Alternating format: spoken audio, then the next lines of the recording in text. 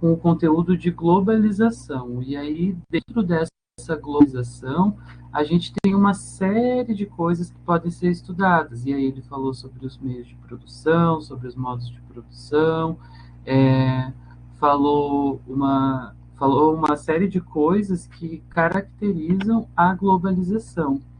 E aí, entre elas, está o estado de bem-estar social, ou o welfare state, que é exatamente nesse ponto que a gente vai iniciar a nossa aula hoje.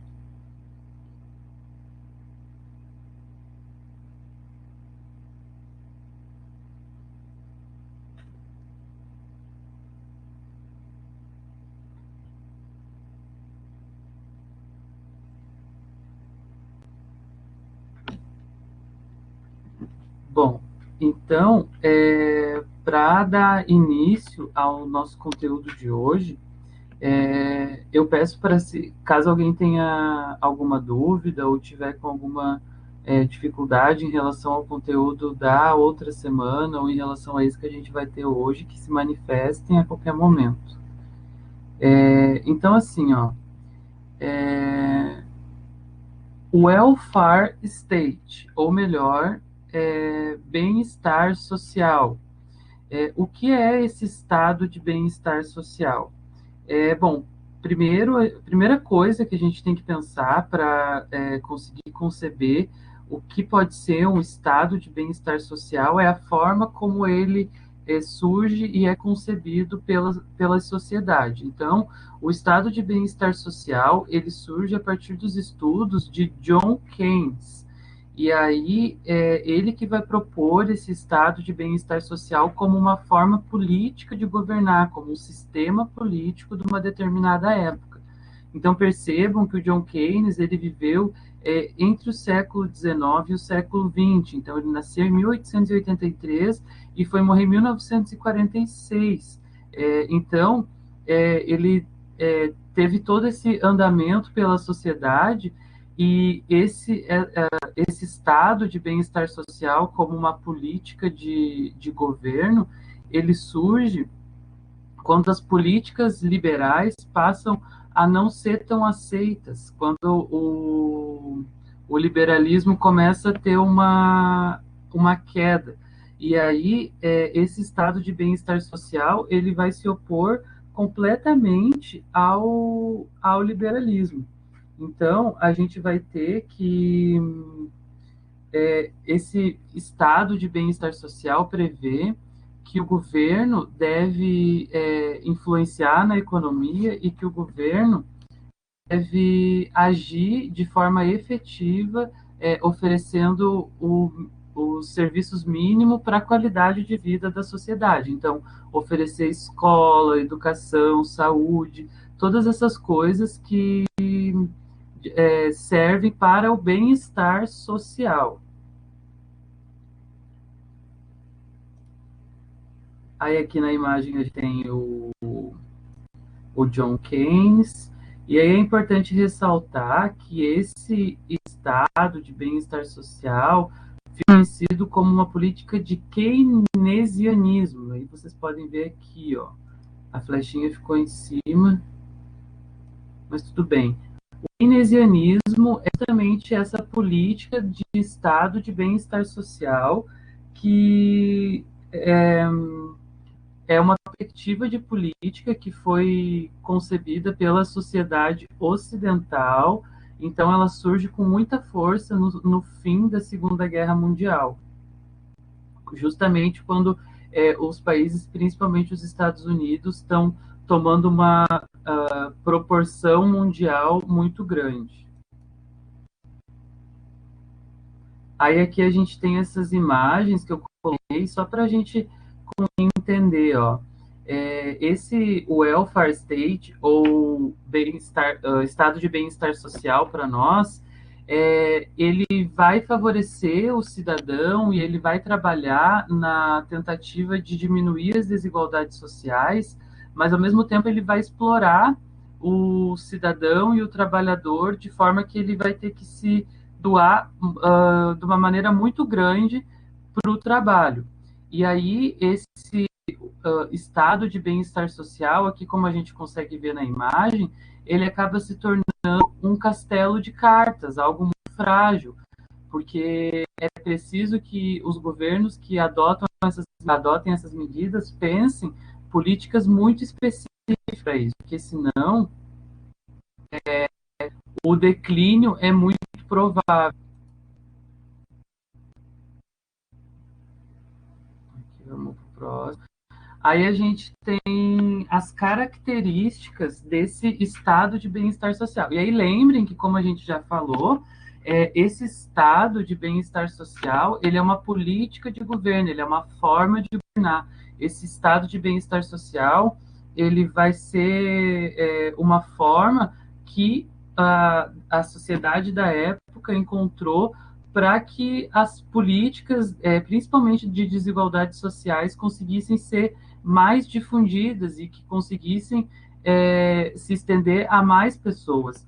E aí isso conversa totalmente com o que a gente vem falado sobre a globalização e como que esse estado de bem-estar social influenciou de maneira muito forte nesse processo de globalização que a gente tem hoje, por exemplo.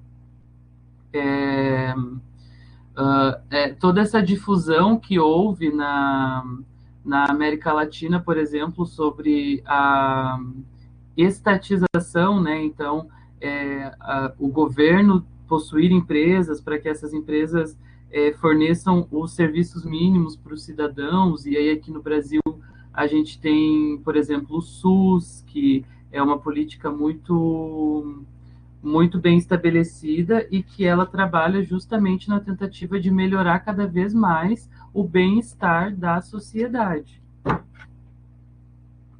Aí a gente vai ter aqui, ó, a promoção do bem-estar social e econômico da população. Então, nessa política de estado de bem-estar social, o governo, o Estado vai se responsabilizar por promover esse bem-estar, tanto social como econômico. Então, a gente já vai ver aqui, ó, quando a gente passa para cá, que uma responsabilidade do Estado também é a geração de renda e a geração de emprego. Então, o Estado vai estar relacionado diretamente com o desenvolvimento social e econômico daquela população. Então, os estados federais, regionais, municipais, enfim, vão pensar e vão ser responsáveis por estabelecer políticas que favoreçam o bem-estar da sociedade.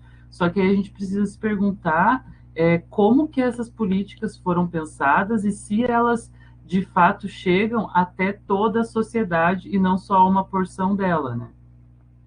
Então, assim, ó, outra característica é a criação de serviços de assistências e seguridade para os trabalhadores.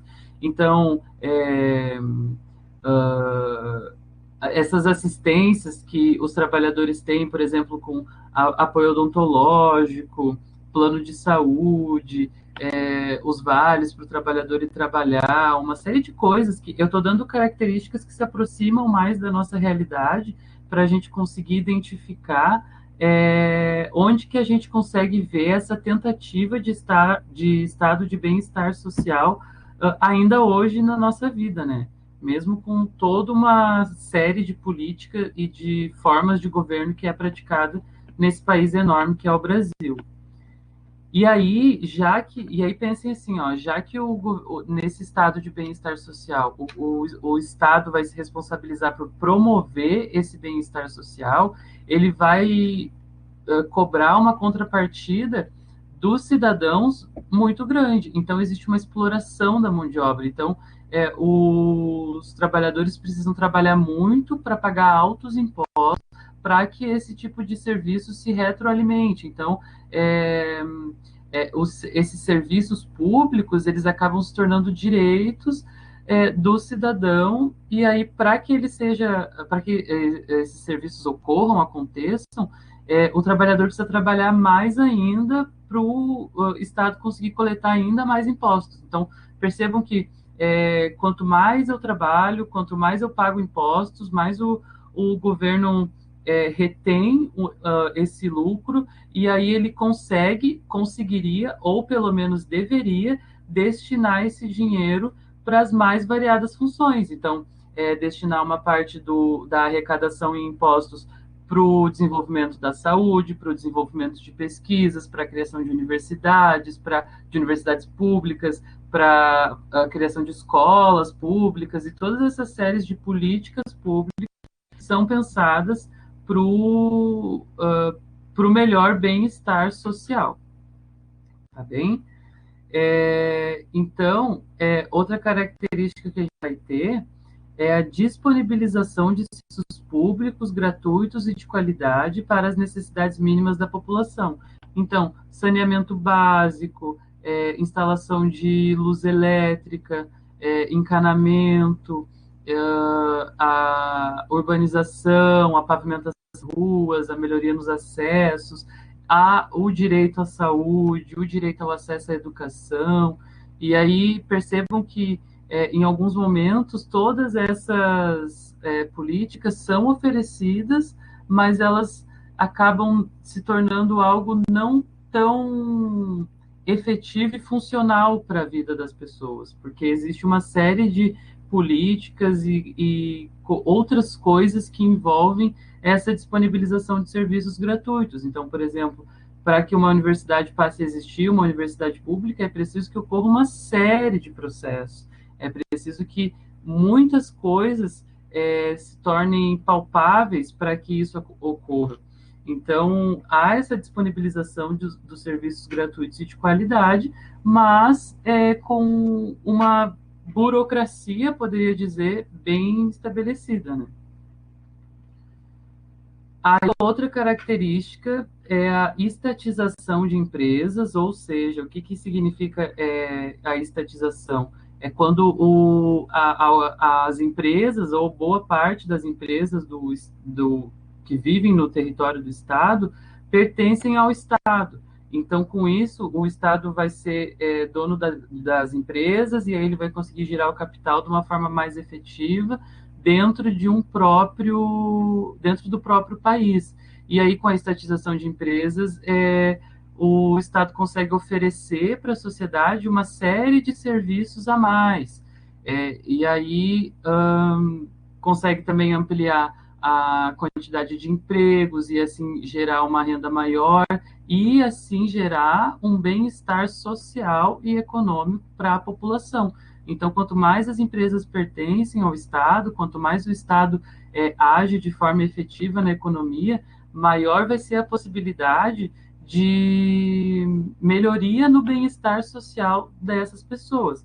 A gente sabe que, falando na realidade, a gente vive uma crise gigantesca no sistema, né? E hoje esse estado de bem-estar social que a gente estuda aqui não é exatamente o que se aplica na nossa realidade, mas a gente consegue perceber algumas características, justamente pelo fato de que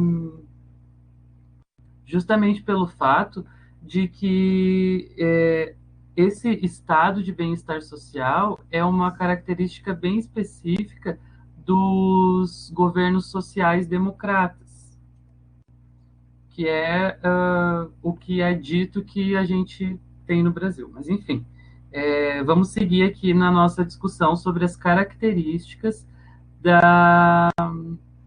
do estado de bem-estar social. Então, a gente já viu que no estado de bem-estar social há uma promoção desse bem-estar social, então o governo age como agente promotor desse bem-estar social, pensando em políticas, pensando em formas para que esse bem-estar social chegue à população.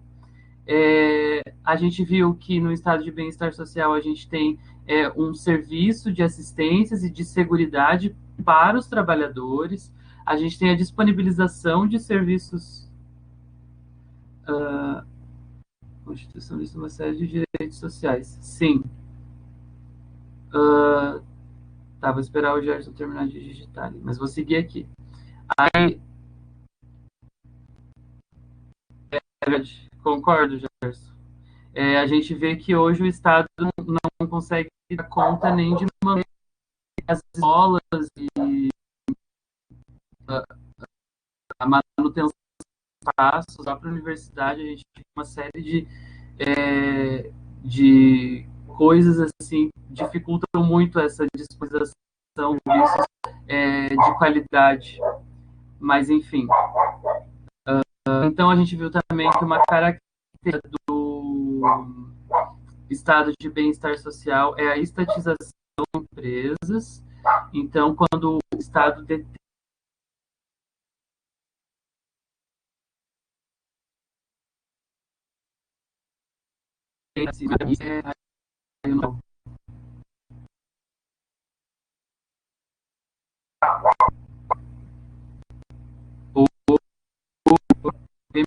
confirma se está travado. Travado mesmo. Vamos pensar aqui, talvez já. Vai, meu filho. Tá mesmo, aqui no meu tá dando também. Eu vou ficar falando coisas aleatórias e vocês me se melhorou. Porque eu tô gravado tal.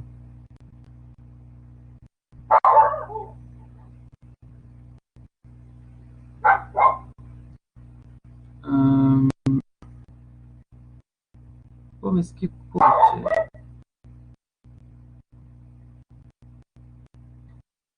Eu vou tentar desligar minha câmera e aí de repente melhora um pouco e vocês me dizem se melhora se melhora um pouco o áudio, porque o que importa é que vocês consigam ver a apresentação e consigam me ouvir. Eu acho que deu, de repente, talvez por causa do tempo, a minha internet está meio instável por causa da chuva, mas eu acho que melhorou um pouco agora mesmo. Tá, eu vou seguir, se travar de novo, vocês me falam, porque aqui para mim, porque aqui para mim tá melhor agora um pouco. Bom, então tá. A gente viu que outra característica do estado de bem-estar social é a estatização de empresas. Outra característica que um estado de bem-estar social deve ter é a geração de renda e a geração de emprego, como a gente já falou. Então, quando o estado detém boa parte das empresas ou detém empresas, ele consegue gerar de uma forma melhor e de uma forma maior a renda e o emprego para a população. Consegue ter mais servidores públicos e fazer com que as pessoas tenham direito a um trabalho e um acesso, desculpa, e um bom acesso a um estado de bem-estar social. Então pensem que assim, ó,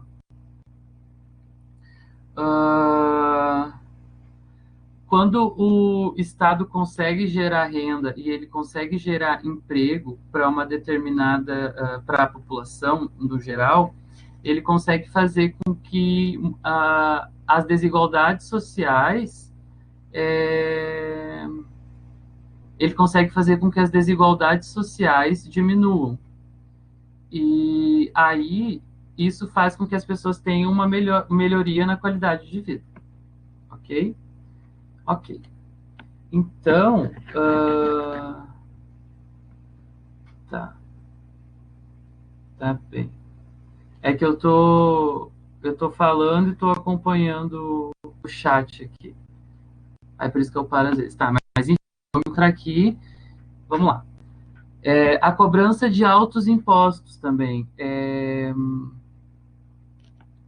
A, o Estado ele vai precisar ter uma arrecadação maior de impostos para que ele consiga promover essas políticas públicas que a gente já vem mencionando.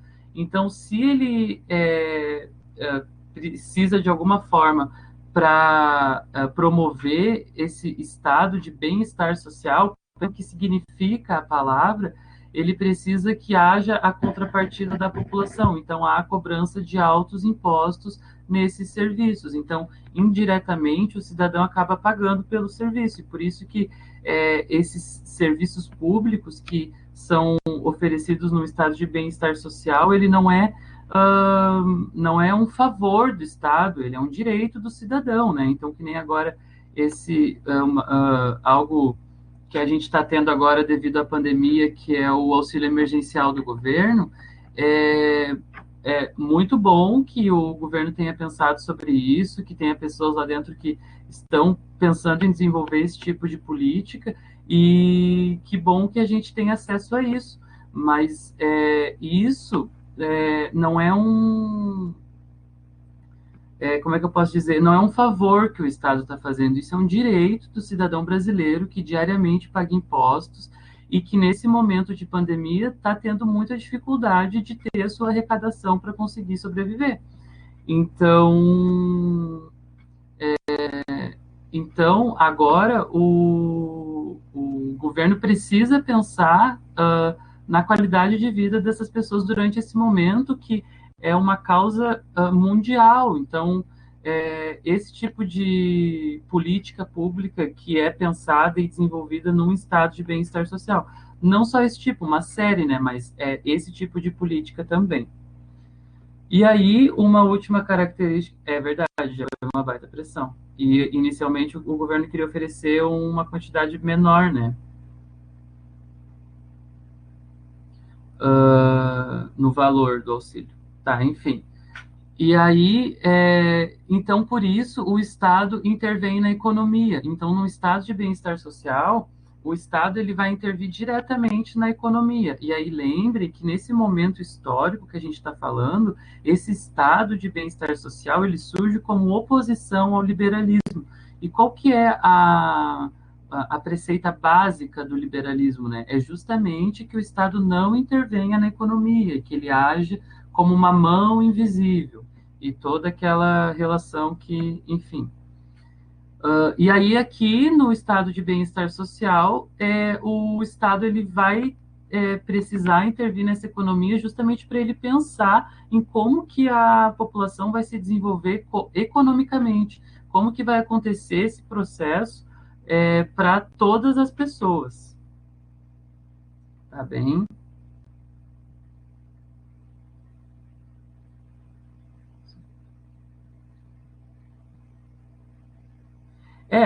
O Estado ele agir como uma mão invisível, né? Não sei se já ouviu falar nesse conceito de mão invisível. Isso, Adam Smith.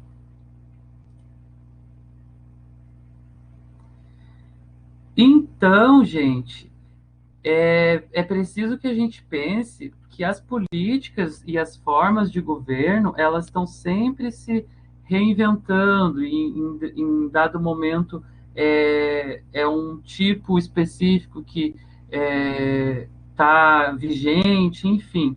E aí a gente tinha o liberalismo, e aí surge esse estado de bem-estar social como uma oposição ao liberalismo, e aí o que vai acontecer com os estados da sociedade ocidental? Então, estou falando aqui de América do Norte, alguns países da Europa e América do Sul. Com esse desenvolvimento desse estado de bem-estar social, vai acontecer que os governos vão ter um certo endividamento por causa que muitas dessas políticas públicas não serão traçadas, não serão desenvolvidas de uma boa forma, e aí isso vai fazer com que muitos governos passem a ter grandes dívidas, e aí, em função disso, surge um novo pensamento, algo que seria muito semelhante ao liberalismo, mas que de alguma forma agora ele vai se opor. Então esse neoliberalismo, então aqui eu coloquei para vocês o liberalismo clássico do século XVIII, que ele surge como uma oposição ao mercantilismo. Aí depois a gente vai ter o keynesianismo, como a gente está falando antes. E aí no keynesianismo a gente tem uma oposição de ideais, né? Lembrem que o o estado de bem-estar social prevê que o governo interfira diretamente na economia, e aí agora a gente vai ter um neoliberalismo econômico que foi pensado a partir do consenso de Washington. E o consenso de Washington a gente vai ver já já. Mas o que eu queria colocar é que, então, o neoliberalismo ele é uma nova versão do liberalismo clássico. Ele defende, esse neoliberalismo, a maior autonomia dos cidadãos e a pouca intervenção estatal. Então, a intervenção estatal é mínima e a autonomia do cidadão é o cidadão que vai desenvolver e vai ser o precursor da sua própria história, do seu próprio desenvolvimento. E aí, seguindo aqui, então, esse neoliberalismo, ele é uma política econômica dos anos 70, e ele vai, ele passa a existir e a ser difundido mundialmente, porque há uma crítica a esse modelo de bem-estar social, que é o modelo do keynesianismo, como a gente acabou de ver. E aí, esses ideais liberais são retomados, e aí, quando esses ideais liberais são retomados, eles dão início a um neoliberalismo, então a um novo tipo de liberalismo, justamente pelo fato de que agora a gente vive uma outra época. Lembrem que a gente viu ali antes que o liberalismo surge no século XVIII. Agora a gente já está entre os anos 70 e 90. Então é uma outra forma de pensar, e aí esse tipo de política surge como neoliberalismo, que vai dizer justamente que o ser humano ele é detentor do seu próprio desenvolvimento, que vai defender a privatização de empresas, vai defender o Estado mínimo. E aí, esse neoliberalismo, ele auxilia nas relações econômicas, e como ele auxilia e como ele aumenta e como as taxas fiscais para a relação entre os países diminuem, ele vai fazer com que a globalização seja ainda mais impulsionada. Então, em certos momentos, a gente vai ter uma globalização extremamente neoliberal. Então, só para a gente seguir aqui nos nossos slides, a gente tem que o neoliberalismo ele é uma política econômica dos anos 70, e aí a gente tem aqui essa imagem que coloca uma bota escrito neoliberalismo amassando o que seria a previdência, e aí agora a gente não vai mais ter uma previdência social e pública, né, que é mantida e assegurada pelo Estado, e sim uma relação privada como que a gente tem visto com a reforma da Previdência aqui no Brasil.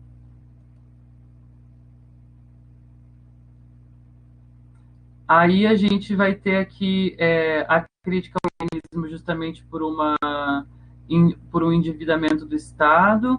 Essa palavra neoliberalismo não deveria estar aqui, deveria estar aqui do lado da ascensão do.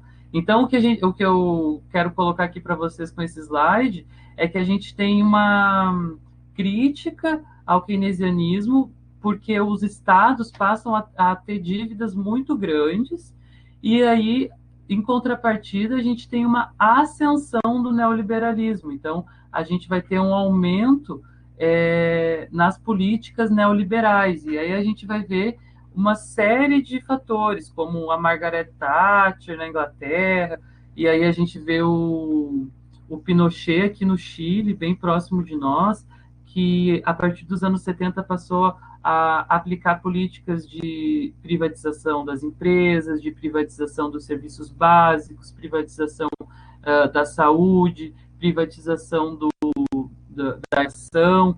E aí, para a gente ter uma perspectiva assim, bem recente, a gente vai conseguir observar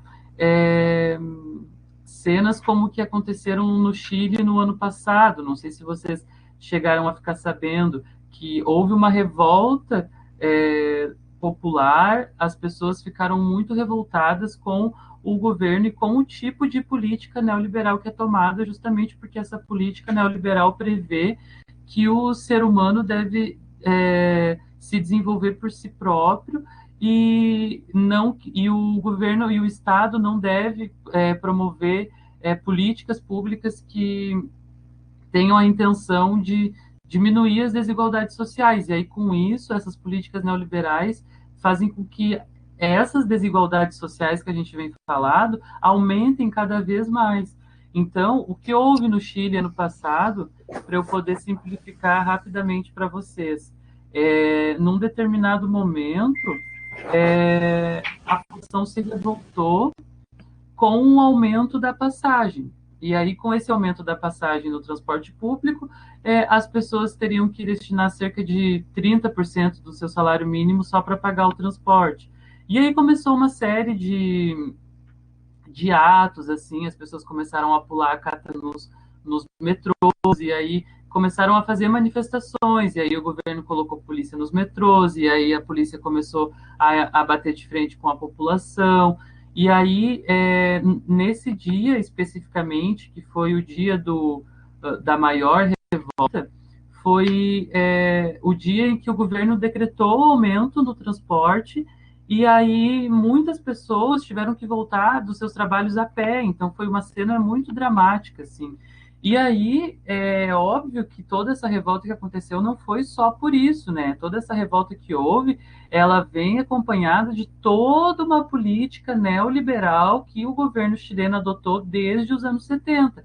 Então, lá no Chile, não existem as universidades públicas, como a gente conhece, a saúde é privatizada, os serviços mínimos são privatizados. É óbvio que o governo detém algum tipo de política, porque é necessário que essas políticas sejam pensadas para a população, mas o Estado é mínimo, o Estado ele vai interferir muito pouco na vida das pessoas. E aí isso gerou uma revolta e aí fez com que houvesse essa revolta popular no Chile, que ainda vem acontecendo, né? Mas, enfim, só para dar um exemplo de crise do governo neoliberal, que é bem próximo da gente há pouco tempo atrás. Oi, Isabel, sim, tem como disponibilizar, sim. Depois eu posso passar ou eu posso mandar aqui, mas sim, tem sim. Sim, existe uma série de matérias e uma série de até alguns estudos feitos por algumas universidades que comparam justamente o que aconteceu aqui em 2013 no Brasil, que foi uma série de manifestações muito grandes por conta, impulsionadas também pelo aumento do preço nos transportes públicos, né? Tem bastante relação mesmo, Gerson. Então, a gente tem essa ascensão do neoliberalismo a partir dos anos 80 e 90. E aí, qual foi os fatores, né? Aí a gente precisa pensar como que esse neoliberalismo passou a ser pensado como algo que fosse fundamental, assim.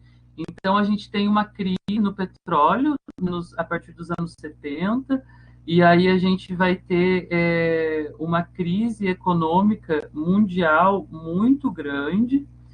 Lembre, como a gente falou antes ali, a gente vai ter um endividamento estatal, então o governo ele vai fazer grandes dívidas pelo fato de oferecer tantos serviços e aí não saber como administrar essas políticas públicas e nem como administrar os impostos que são recolhidos.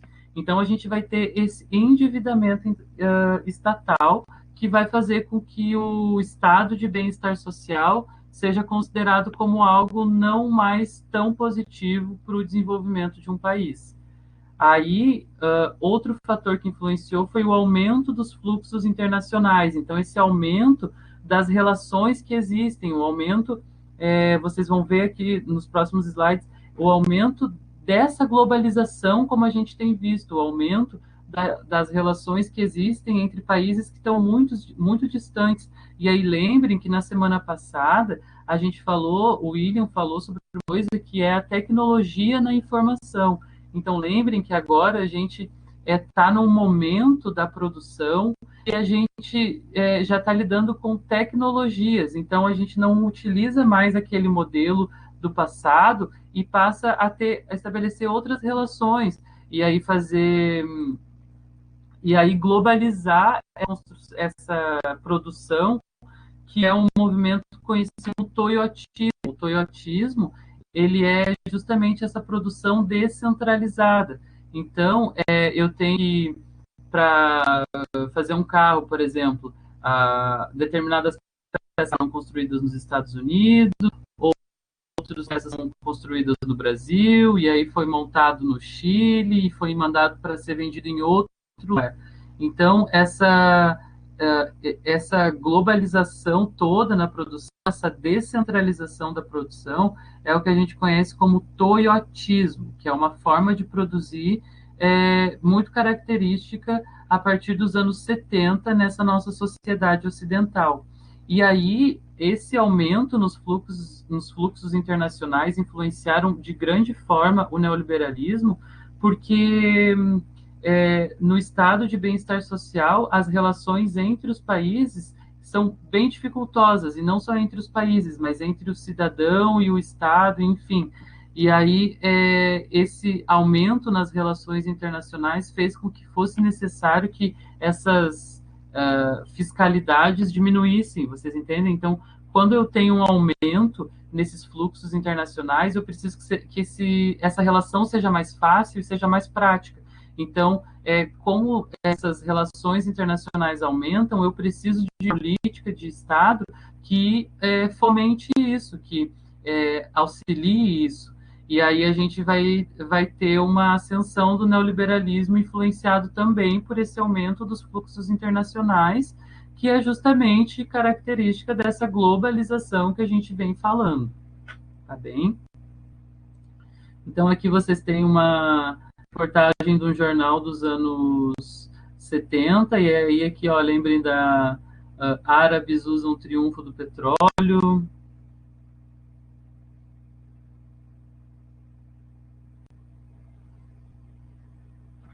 Sim, Gerson, só um segundo. É, a luta equilibrada aqui na Síria e no Sinai, aí a Petrobras ativa postos fechados, enfim, o estado de bem-estar social é contrário. Não que o estado de bem-estar social seja contrário, mas o estado de bem-estar social, ele destina maior atenção para o desenvolvimento de políticas locais e de, como eu posso dizer, ele vai o estado de bem-estar social, ele tem uma relação mais nacional, e aí ele acaba sendo, não que seja contrário, mas existe uma série de burocracias que dificultam essas relações internacionais num estado de bem-estar social. E aí a tentativa desse neoliberalismo, e por isso também neoliberalismo, é justamente que essas relações fiscais diminuam. Enquanto num estado de bem-estar social eu tenho muitas fiscalidades, uma série de fatores que são condicionantes para uma relação internacional ou não. Num Estado neoliberal, eu vou ter essas relações mais facilitadas, justamente porque agora a gente está num momento em que a produção é muito descentralizada. Lembro que eu falei sobre o toyotismo, que vai, vai ascender nessa época a produção descentralizada. Então, eu vou produzir uma série de coisas tendo como agente produtor vários países. Então, como eu falei, um carro que os pneus são produzidos no Brasil, determinadas peças são produzidas nos Estados Unidos ou no Japão, na China, enfim, qualquer país. E aí, por isso que nesse Estado neoliberal, a relação internacional vai ser mais facilitada, enquanto no estado de bem-estar social, as fiscalidades para essas relações são maiores. Tá bem? Qualquer coisa, a gente pode seguir a conversa sobre isso também depois. Eu só vou continuar aqui o raciocínio. Tá bem, Gerson? Valeu a pergunta, muito boa pergunta.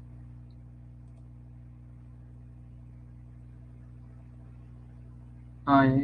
ficou em cima aqui, mas tudo bem. Ahn, Vamos lá, então. Agora, vamos ver quais são as características que a gente já tem falado sobre essa política de governo, essa forma de governar neoliberal. Então, não esqueça que a gente está falando agora sobre o neoliberalismo. Então, a gente vai ter no neoliberalismo a privatização de empresas estatais, então, a gente vai ter a venda das empresas que o Estado detém para o capital privado.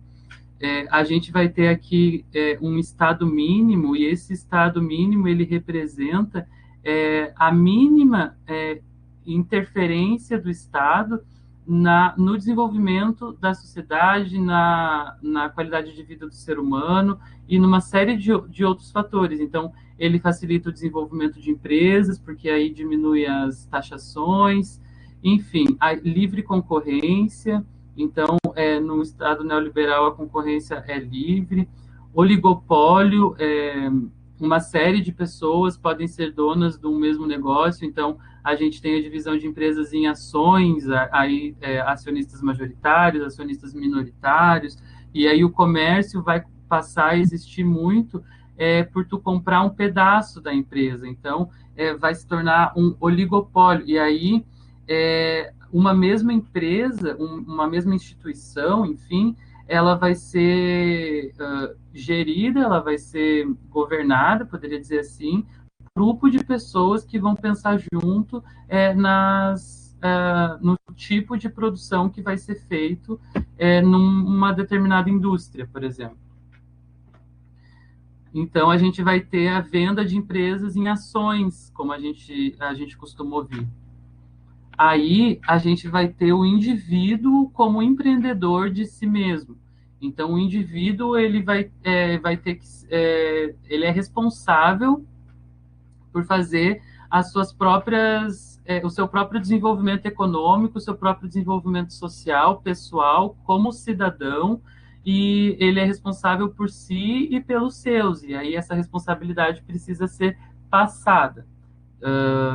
No caso de pais para filhos, esse tipo de coisa assim. E aí a gente tem uma expansão de transnacionais também. Aí a gente vai ver que uma mesma empresa existe em muitos países. E aí a gente pode pensar no McDonald's, a gente pode pensar nas empresas de carro como a Chevrolet, aqui no Brasil tem a General Motors, em Gravataí, em São Paulo também. Por exemplo, Mercado Livre. E aí agora, cada vez mais, a gente tem o desenvolvimento de empresas virtuais, né? Por exemplo, como o Facebook, ou como essa plataforma que a gente está usando. Essa plataforma, não sei se é usada em outro lugar do mundo, acho que só no Brasil, mas, por exemplo, o Facebook é usado em todo lugar do mundo, o WhatsApp também. E aí percebam que agora o WhatsApp e o Instagram são do Facebook. Então, essa expansão transnacional é muito presente nesse estado neoliberal para fazer com que as empresas e as indústrias aumentem a sua capacidade produtiva e aumente a sua capacidade de repercussão pelo mundo. Então, pensem, nos anos 50, não, acho que vamos pensar nos anos 70, quantos restaurantes do McDonald's a gente tinha no Brasil. E aí vamos pensar dos anos 80 até agora, 2020, quantos restaurantes do McDonald's a gente tem por cidade no Brasil, né? Então, a expansão é tão grande que a gente tem uma empresa que nem surgiu aqui no Brasil, mas que ela é muito enraizada no Brasil também. E não só o McDonald's, mas Coca-Cola, por exemplo. Enfim. E aí existem algumas críticas que podem ser feitas ao neoliberalismo. Então, nesse Estado neoliberal, tudo pode ser vendido. E aí, por exemplo, assim, alguns pensamentos, exemplo, agora, entrega de comida por bicicleta, bike entrega. Tipo, acho muito legal, é, é muito bom para o meio ambiente, porque diminui o índice de veículos motorizados na rua, mas é uma relação de trabalho que tem sido estabelecida de uma forma que não prevê nenhum tipo de seguridade e nenhum tipo de assistência ao trabalho. É uma relação de trabalho em que a pessoa vai ali e vende a sua entrega, mas ela não tem nenhum tipo de segurança, por exemplo. Então, se ela cai, se machuca, é responsabilidade dela. Se ela não entrega, ela vai perder o emprego. Então, nesse Estado neoliberal, tudo pode ser vendido, toda força de trabalho pode ser comprada. Então, e aí a gente vai ter como uma crítica também a grande influência nacional de empresa. Então, a gente vai ter os empresários sendo muito influentes nas decisões nacionais. E aí, lembrem que quando os governantes fazem alguma coisa que desagrada aos empresários, isso tudo se torna muito complicado. Então, houve governos já na história do Brasil que só conseguiram se eleger e chegar à presidência quando passaram a ceder a algumas condições dos empresários. Então, num governo neoliberal, a influência nacional das empresas é muito grande. Então, a gente tem também como uma outra crítica poucos investimentos sociais. Então, a gente há pouco o investimento em políticas públicas, políticas que sejam pensadas para melhor qualidade de vida da sociedade. E há também um aumento nas desigualdades sociais. A gente vai ver que, como o Estado ele não vai se responsabilizar pela pessoa, a gente vai ver que umas pessoas vão ter melhores oportunidades de vida e outras pessoas não. Então, a gente vai ter um recorte específico da sociedade que ocupa os cargos de trabalho mais minoritários, e aí a gente vai conseguir perceber, por exemplo, não sei se vocês já ouviram falar na favela de Paraisópolis, em São Paulo. Na favela de Paraisópolis tem a favela e nos fundos, ao lado da favela, tem um condomínio de luxo. Então, aquilo é a maior representação da desigualdade social que a gente vive no Brasil hoje. Um condomínio, um espaço em que as pessoas ricas vivem e constroem as suas mansões, e uma favela em que as pessoas se organizam e tentam viver da melhor forma possível e ainda sendo vítimas de uma série de preconceitos. Mas, enfim, vamos seguir aqui o nosso baile. Então, essas aqui são as críticas, as principais, né? As principais críticas que podem ser feitas a esse tipo de governo neoliberal. E aí, isso tudo que a gente está falando, é importante vocês pensarem, por exemplo, para a prova do Enem, por exemplo, que isso tudo vai aparecer de maneira subjetiva. Então, a gente precisa ver quais são as características para que vocês consigam identificar do que determinada questão na prova do Enem está falando. Então, vamos para o próximo slide. E aqui a gente tem uma charge. Eu vou tentar aproximar um pouco, não sei se vocês estão conseguindo ver. Mas eu vou ler aqui de qualquer forma, para quem não estiver conseguindo ler. Ó, R$ 3.000 por copo? Isso mesmo, quer um? Como você justifica cobrar R$ 3.000? Oferta e procura. Onde está a procura? Não vejo nenhuma procura. Há muita procura. É? Claro, como único acionista da firma, eu procuro um lucro monstruoso para o meu investimento. Como presidente e diretor executivo dessa empresa, procuro um salário exorbitante. Você está maluco? Vou para casa buscar outra bebida. Claro, deixe-me sem emprego. São pessoas como você que arruinam a economia.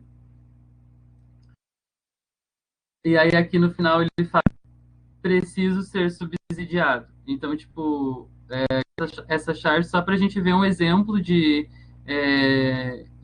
que pensa no lucro e no seu próprio lucro, e aí, no fim das contas, acha que precisa de um subsídio de agentes, por exemplo, como o governo. Então, quando uma grande empresa não dá muito certo, ela vai lá e busca o quê?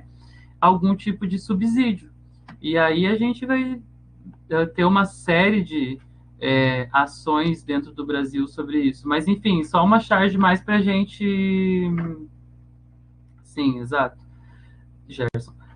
Só para a gente ter uma ideia de como esse tipo de conceito e esse tipo de estudo que a gente está fazendo podem aparecer numa charge, por exemplo. E esse tipo de charge, gente, é bem importante lembrar que em muitas questões do Enem aparecem muitas charges, então a gente precisa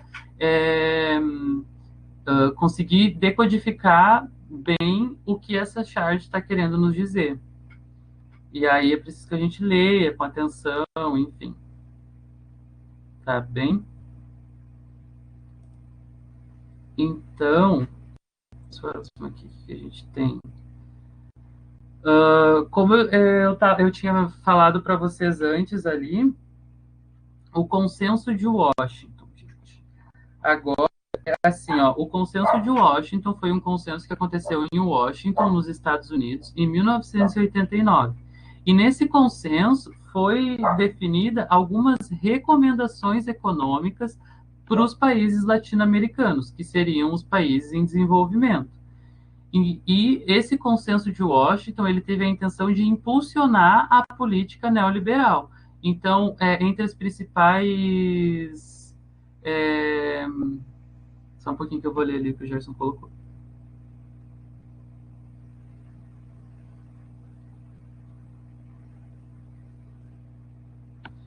O subsídio, como está colocado ali na charge, ele aparece como uma forma de, por exemplo, assim, pô, ele vai ter que abrir mão e pedir um subsídio, no caso, para o Estado. E aí, já que o Estado não intervém na economia, esse subsídio não seria uma política liberal, né, neoliberal, e sim a intervenção do Estado. Foi em 1989. Isso, 1989, no início dos anos 90. Quase certeza, mas se eu tiver errado, por favor, me corrija. Porque às vezes a gente está errado, né? Vai saber. Enfim. Pelo que eu li, foi em 1989, mas talvez tenha sido em outro ano. Enfim. Se eu tiver errado, por favor, me corrija, que eu não quero ficar passando mensagem errada aqui. Mas, enfim. Então, nesse consenso de Washington, foram determinadas algumas recomendações econômicas para os países latino-americanos. Então, entre essas recomendações estavam o redirecionamento dos gastos públicos, então, não direcionar mais esses gastos públicos para políticas públicas, por exemplo, e reorganizar para onde o Estado iria direcionar cada verba, por exemplo. Privatizar as empresas estatais, toda uma série de coisas que foi sendo estabelecida pelos governos neoliberais e que foram sendo implantadas aos poucos, né? Então, aos poucos a gente vê o aumento de privatização de empresas estatais cada vez mais, diminuir as barreiras fiscais para investimentos, como eu falei para vocês antes, num estado de bem-estar social, essas barreiras fiscais são muitas, e aí para a ascensão do neoliberalismo é necessário que essas barreiras fiscais diminuam, para que haja uma maior relação internacional e aí, enfim, aquela produção descentralizada que a gente já falou. E proteger a propriedade privada. Então, a propriedade ela é privada e ela deve ser, e o Estado deve proteger para que ela continue sendo privada e não do Estado. Tá? Então, assim, ó, gente, agora o que a gente vai fazer é resolver uma questão do Enem. E aí, só que antes de colocar a questão aqui para vocês, eu queria saber se alguém tem alguma dúvida. Se alguém quer perguntar alguma coisa, se sobre o conteúdo de hoje ficou alguma coisa. Aqui eu vou colocar aqui para vocês o meu e-mail, que aí vocês podem entrar em contato comigo se vocês precisarem de alguma coisa. E aí eu, inclusive, posso mandar esses slides da aula de hoje para vocês, mas daí me chamem no e-mail. Bom, se ficar alguma dúvida de alguém ou alguma assim, me perguntem. Eu vou colocar a questão aqui e aí eu vou colocar a enquete para vocês responderem, tá bem?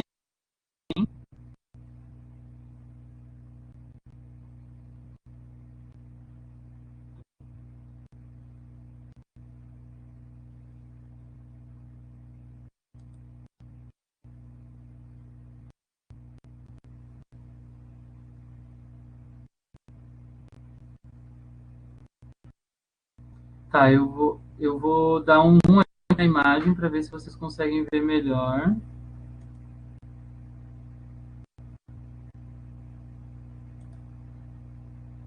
Opa, acho que foi demais.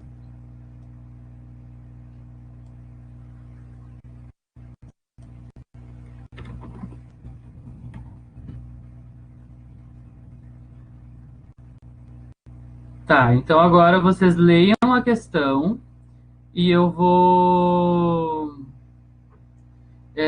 colocar a enquete aqui para vocês, vocês me respondam e aí depois a gente resolve a questão junto.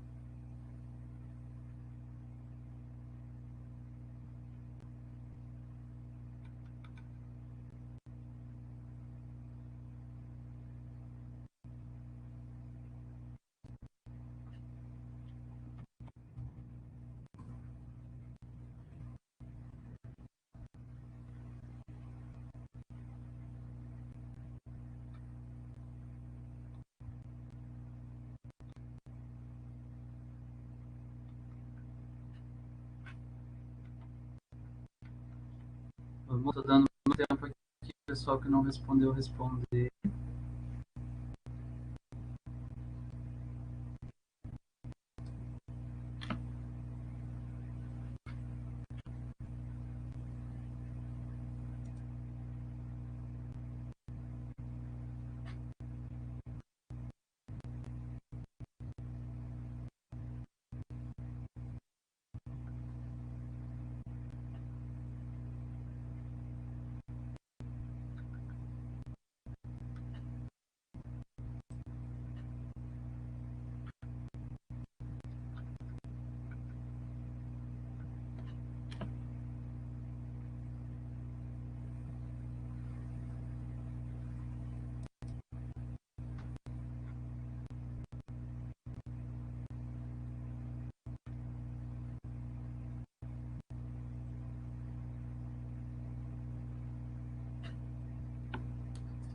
Gente, é muito legal esse negócio de fazer a enquete. Ah, desculpa, eu tô atrapalhando quem tá lendo, né? Depois eu falo.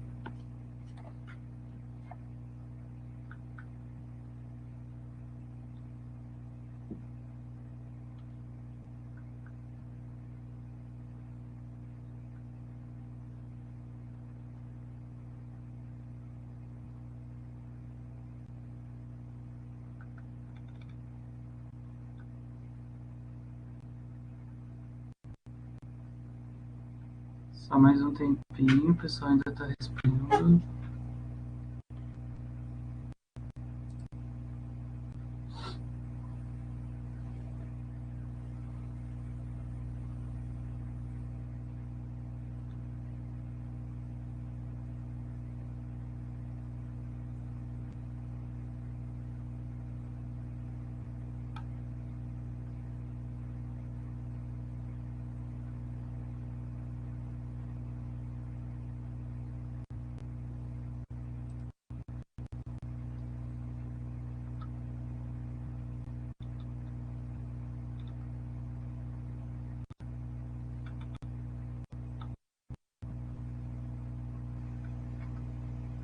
Tá, gente, já faz um tempo que tá parado aqui, então vamos lá. Eu vou publicar os resultados da enquete.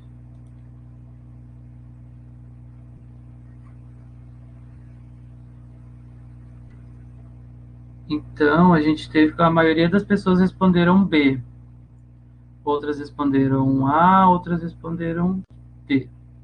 Vamos lá. Vamos ler a questão, então.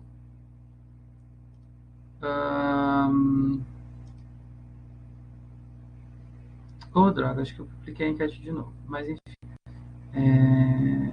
Vou fechar. Tá. Vamos lá, então. Enem 2015, questão 4. Vamos lá.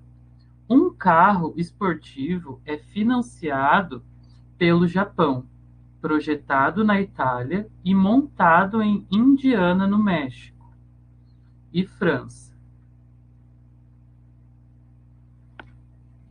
usando os mais avançados componentes eletrônicos que foram inventados em Nova Jersey e fabricados na Coreia. Então, percebam, ó, esses eletrônicos foram fabricados nos Estados Unidos, foram inventados nos Estados Unidos e fabricados na Coreia. A campanha publicitária é desenvolvida na Inglaterra, então já percebam toda a viagem que esse mesmo carro já fez. Filmado no Canadá, e essa filmagem é editada em Nova York, para serem veiculadas para o mundo todo. Então, é algo que está sendo elaborado para que o mundo todo tenha acesso. Teias globais disfarçam-se com um uniforme nacional que lhes for mais conveniente.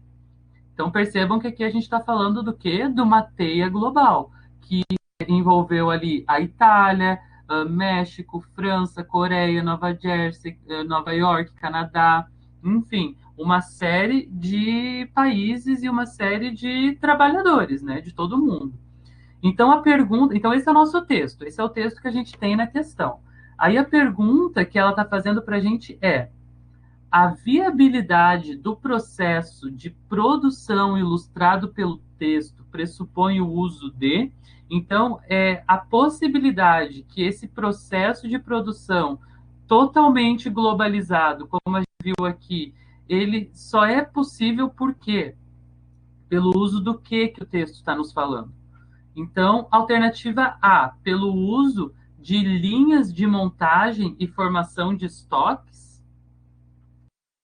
Bom, não sei, por causa que a formação de estoques teria a ver com a produção centralizada, com a produção toda num lugar só. Então, não é sobre isso que o texto está nos dizendo. Então, a alternativa A não é correta. Alternativa B, pelo uso de empresas burocráticas e mão de obra barata. Lembrem que uma das iniciativas do neoliberalismo é justamente a diminuição da burocracia para a relação entre as empresas. Então, se essas empresas fossem tão burocráticas, não teria como ter acontecido toda essa relação, toda essa teia global que o texto está nos mostrando aqui, ó, que ele foi financiado pelo Japão, projetado e montado na Itália. Alguns eletrônicos foram inventados em Nova Jersey, mas porém foram fabricados na Coreia. Então, se essas empresas fossem burocráticas, essas relações não seriam estabelecidas com tanta facilidade. E vejam que já que são tantas empresas que produzem uma série de coisas, é preciso que elas tenham facilidade na relação. Então, alternativa B, incorreta. Alternativa C, o controle estatal e a infraestrutura consolidada. Essa eu acredito que não possa ser, por causa que se o Estado detém esse controle, as relações entre as empresas vão se tornar muito mais complicadas e aí não vai ser uma teia tão grande e global, porque aí vai ser uma relação direta com os estados, então não vai ter uma série de relações, vai ter o controle do Estado em cima daquelas relações. É o Estado, é um agente. Então, alternativa C, incorreta. Alternativa D, organização e tecnologia de informação. Bom, aqui ela falou na alternativa, a questão falou sobre as teias globais que se disfarçam. A gente viu toda essa relação com a produção de um carro por diversos países. Então, pode ser uma organização em rede. Isso está certo. E uma tecnologia da informação. O que essa tecnologia da informação ela possibilita? Ela possibilita que uma ideia que foi pensada em Nova Jersey seja fabricada na Coreia, sem que essas mesmas pessoas que inventaram precisem ir até a Coreia. Basta um telefonema, basta sei lá, uma série de tecnologias da informação que a gente tem à nossa disposição hoje. Então, por isso, a alternativa D me parece correta, mas vamos ver a alternativa E antes. Alternativa E, gestão centralizada e protecionismo econômico. Bom, essa não pode ser, porque se fosse uma gestão centralizada e um protecionismo econômico, o protecionismo econômico ele tem a ver com proteger a economia de um determinado local e também tem a ver com a manutenção dessa economia naquele mesmo lugar. Então, não é sobre isso que o texto está nos falando, ele está nos falando sobre uma teia global que estabelece, que um mesmo produto estabelece uma série de relações e, por isso, descentraliza essa economia. Então, esse protecionismo econômico não é correto. E aí, gestão centralizada, lembrem que a gente falou antes que agora, e a gente viu ali na charge, que as empresas neoliberais têm justamente essa característica do oligopólio, então, de um grupo de pessoas serem os detentores de uma mesma empresa com ações, então as pessoas compram uma parte da empresa. Tá, gente? Então, alternativa correta, alternativa D. Certo? Então, por hoje era isso na nossa aula de geografia. Muito obrigado pela presença de todos vocês. Obrigado pela participação. Eu estou voltando aqui agora para deixar exposto aqui o meu e-mail para vocês, caso alguém queira entrar em contato. Muito obrigado pela participação. Hoje ainda tem mais aulas, espero que vocês possam acompanhar. E semana que vem a gente volta com a professora Gilciane, seguindo essa mesma linha de raciocínio no conteúdo.